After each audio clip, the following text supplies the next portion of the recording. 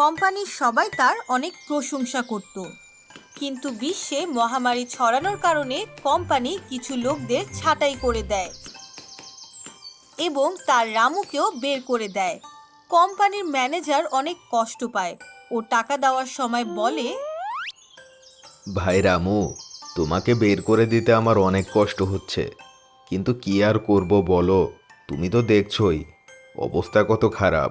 এখন তো মনে হচ্ছে আমাকে কোম্পানিই বন্ধ করে দিতে হবে। তুমি আমার কাছ থেকে যা টাকা পাবে আমি তার থেকে বেশিই দিচ্ছি, আর আশা করি তুমি ভালো কিছু করতে পারবে।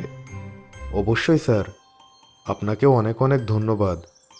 আমি আপনার অবস্থা বুঝতে পারছি, কিন্তু স্যার, যদি কখনো আমাকে আপনার প্রয়োজন হয় তবে আমাকে ডাকবেন। অবশ্যই রামু, আবার কোম্পানি খোলা হলে তোমাকে অবশ্যই আগে ডাকবো। রামু মন খারাপ করে তার গ্রামে ফিরে যায়।